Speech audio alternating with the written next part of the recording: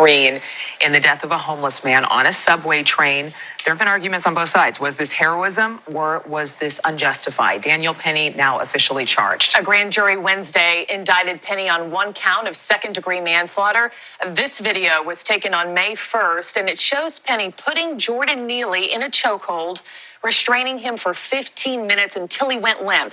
Passengers say Neely was disturbed, making threatening statements. Penny says he was restraining Neely so that no one was hurt and that he never intended to kill him. Dre Clark is live in New York this morning with the latest. Good morning, Dre.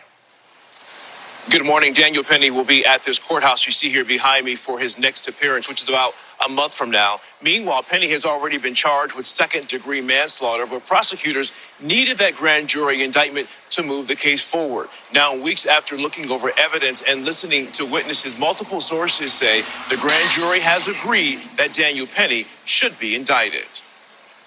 If convicted on a second-degree manslaughter charge, 24-year-old Daniel Penny could spend up to 15 years in prison. Penny, a former Marine, is accused of taking 30-year-old Jordan Neely's life using a chokehold on board a New York City train on May 1st. Video of the encounter going viral, provoking a range of emotions for people who watched it and claims of racism. I didn't see a black man threatening passengers. I saw a man threatening passengers. Penny's attorneys recently released a series of videos with Penny explaining his actions. He claims Jordan Neely was yelling and threatening women and children on the train. The three main threats that he repeated over and over was, I'm going to kill you, I'm prepared to go to jail for life, and I'm willing to die. So he grabbed Neely from behind.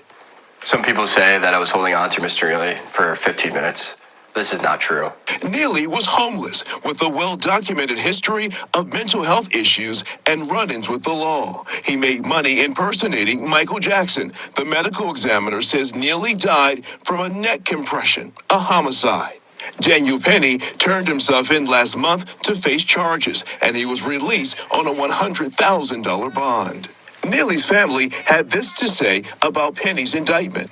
The grand jury's decision tells our city and our nation no one is above the law, no matter how much money they raise, no matter what affiliations they claim, and no matter what distorted stories they tell in interviews. Daniel Penny's attorneys also releasing a statement saying, we're confident that when a trial jury is tasked with weighing the evidence, they will find Daniel Penny's actions on that train were fully justified.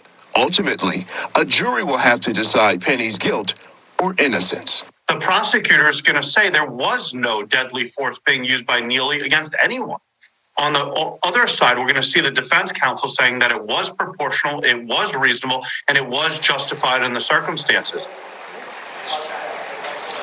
And following his arrest or arraignment and arrest, a fund set up for Daniel Penny online has raised so far almost $3 million for his legal defense. Meanwhile, as you guys know, the grand jury proceedings are very secret. So we really have not heard anything so far from the Manhattan District Attorney's Office, but we won't know exactly what's inside that indictment until it's unsealed.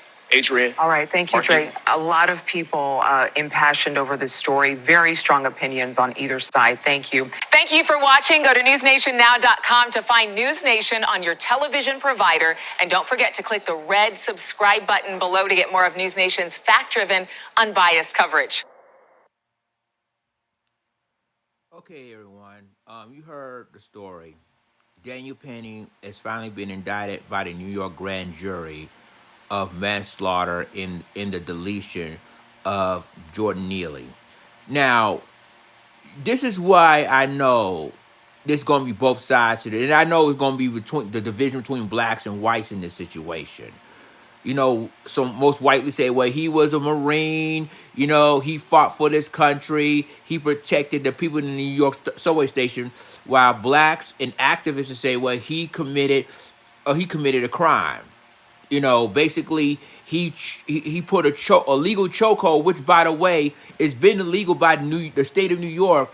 You know, when it comes to police officers doing that illegal chokehold, the chokehold has been banned for years.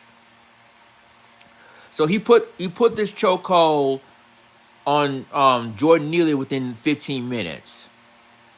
You know, and that's how Jordan Neely succumb his injuries. Now, I'm going to tell you straight up with this, and I'm going to be honest with you. Just like I did in the previous video, that I see a lot of people in the comments claiming that, oh, well, you know, that Jordan Neely committed a crime, threatened people, blah, blah, blah, blah, blah.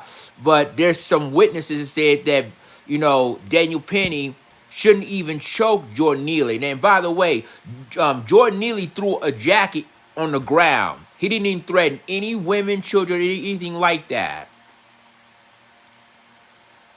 But the video speaks for itself that he put Jordan Neely in a chokehold, which is illegal in the state of New York, by the way, whether it's from a police officer or from a civilian, right? And then, and make it even more interesting about this story, what the media ain't gonna say, that the father, Daniel Penny's father, was a retired colonel of the New York State Police Department. That's mainly the reason why he's been protected. He hadn't been charged during that time. And now, and then they waited now to be charged, and now he went to the grand jury, and he's now been indicted. So now it's all up to the jury to decide, in this case, if, quote unquote, your hero, Daniel Penny, is really a hero, or he did commit a crime of deleting Jordan Neely. So y'all let me know what you think in the comments. I'll talk to you in the next video. This is Lions and signing off. Deuces.